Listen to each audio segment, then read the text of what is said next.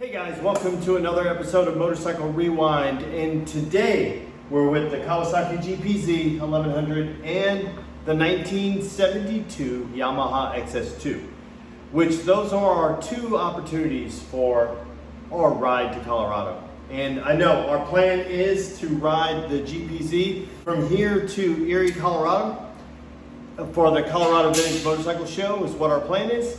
And so if this one is unable to safely make the trip, we're going to pivot to this guy because it is Tuesday.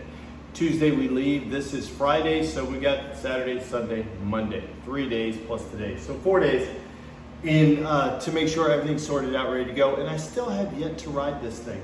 But a little update, we do have tires and wheels on it now, new wheel bearings, so we're completely safe there.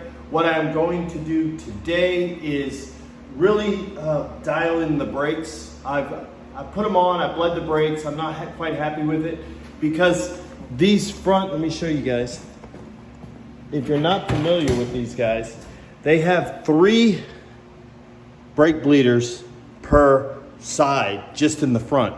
This bottom one's for the anti-dive, and then we have bleeding it here, so where it splits, and then this is for the caliper. So you've got to go through and do it. And I've got the same thing on the other side. So 6 bleeders just in the front.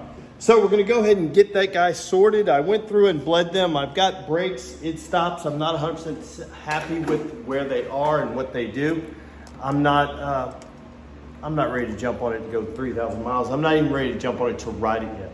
So before I ride it today, which today is the first day that we're gonna see if this thing moves under its own power. We know the transmission works. But I'm gonna go through and sort that just to make sure that's solid, both front and rear. Just go ahead and bleed them again and just make sure that's good. Rather be safe than sorry. Then I'm gonna go through everything else before I even ride it for the first time. I'm gonna make sure the clutch is adjusted properly, everything. I'm gonna go through all of that before I do that. Just because rather be safe than sorry, right? Rather take a couple hours this morning before I jump on it and ride it out of in haste and then end up something bad happening. So I don't want to do that. So I'm going to go through that. We're going to start from the brakes. We're going to work our way through the clutch, work our way through all the systems again, just checking it. Why? Because I'm the one who put them together. So I just want to go back through and check everything just to make sure we're in kind of good nick and it's going to be safe. That's the most important thing. And then we should be heading out on a ride. So now, if anything happens and this GPZ 1100 is not going to be able to make the ride, I'm not ditching the ride. I made the decision a little while ago that I'm going no matter what. I'm going no matter what. This is the context that I'd like to go in, but if it doesn't happen, I'm still going to be at the Colorado Vintage Motorcycle Show in Erie, Colorado on June 10th. Why? Just because I said I was going to do it. And is it a good idea? No, I've never ridden a motorcycle cross country. And let alone take a 40-year-old one that was left for dead, or my backup plan is this Yamaha XS2, 1972, it's 51 years old, and it's solid.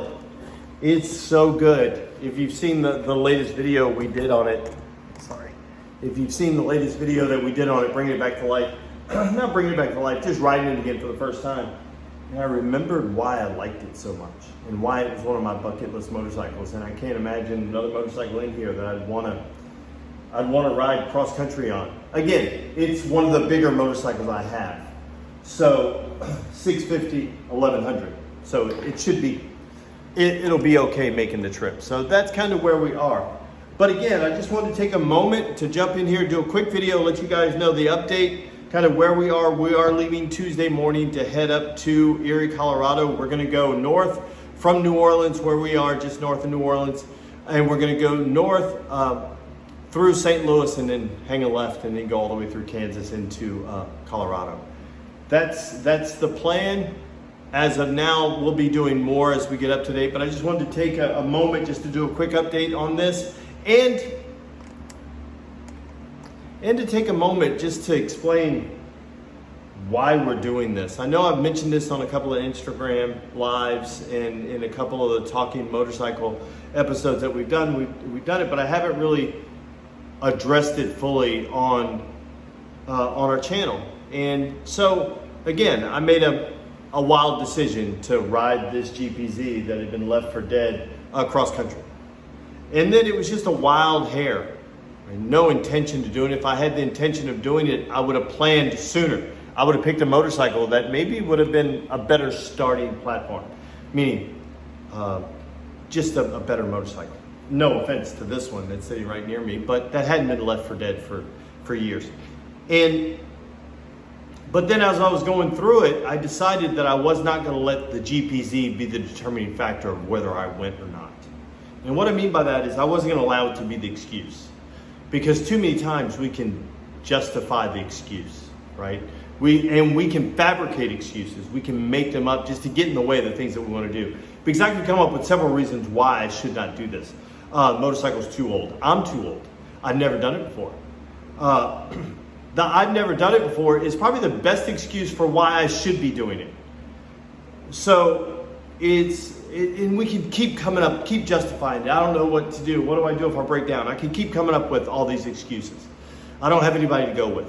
And I decided that I was not going to let the excuse get in the way. And I was not going to wake up Saturday morning on June 10th here and not having given it a go, not having tried. Will I make it? I don't know. I don't know. And to be honest, the Colorado, and this is going to, I mean, no disrespect to the Colorado Vintage Motorcycle Show and what I'm about to say, but that's not the reason why I'm doing it. If I make it, that's great. But it's the journey. It's the point between places where the magic happens. And that's just the turnaround point. And that's the destination. But it's the stuff along the way. And it's the willingness to give it a go. And I'm only sharing this because I know throughout my life that I've had times that have come up over my life that I've decided not to do things for whatever reason why. Opposed to just doing it. Right? Just doing it. And I can't be the only person that's ever done that before. Right? That's ever been in that situation, that have let little things get in the way of the greatness that you want to accomplish. And I'm not saying this is going to lead me to greatness. No. But what it will do for the people closest to me in my life, it will elevate me. And what I mean by that, with my kids, that their father's crazy enough to do something like this, to ride a 40, 50-year-old motorcycle cross country, does it liberate them to do something else? To do something that maybe they're unsure of, or those fears start to get in the way. So that becomes and then ultimately for our grandchildren, that they can see that, you know, hey, if Pops can do this, anybody can do this. I can do this. Again, it liberates them to be able to do something. So that's why I want to take a moment to share that. Because at 55 years old, I don't think you make choices to do these sort of things without understanding the reason why, you know. And I've said this a couple of times before. I'm not having a midlife crisis, you know. I think a midlife crisis, you're running from something. You're in crisis with something. I'm not in crisis with anything in my life. I'm extremely happy with everything in my life. So it's being able to see that, but to be able to do this and hopefully inspire my children to want to do something that maybe they thought was seemingly impossible. So that story and that why is the main reason why I chose to do this video today. We're going to do another one that'll be what we have to do to get this guy sorted, and then for the first ride. But I really wanted to touch base on that. And guys, if you have things that you want to do, whether it's in business, whether it's in your personal life or whatever, sometimes you just need to do it. Just need to get it. You can't be the person in the way. And when I made the decision earlier that I wasn't going to allow the GPZ to be the reason, I was really saying I wasn't going to allow me to allow it to be the excuse. And that's, guys, that's as real as I can speak on that. And I got goosebumps just thinking about it because I'm fully committed to this. Now, with that being said, I don't know if I'm going to make it. I hope to. Ideally, we make it on this 1983 Kawasaki GPZ that was left for dead, because then we can do a Disney movie about it, because it is the comeback story of the century, right? Engine seized, 4 gallons of liquid come out of the case. It's just bananas in what we were able to do and what it's able to do. So that's where we are with this, and stick around, stay tuned. We're going to have more GPZ content. It'll probably come in a little faster. We took the day off yesterday of our 31 days in May, And the first day of June, we kind of took a day off, but we're back at it. And we're going to be having more content, probably coming out multiple times. It could be multiple times a day. Just if there's something, I don't want to wait because we're 4 days away. If I wait a day, we're behind. So if I get it up as quickly, and with that being said, I'm recording this one on my phone because I want to test out, can I record, edit, and post all from my device, my phone, and make the process even more efficient. So let me know in the comments down below if you think I'm crazy, if you think it's a good idea, and which one you would take. The 1983 Kawasaki GPZ1100 or the 1972 Yamaha XS2.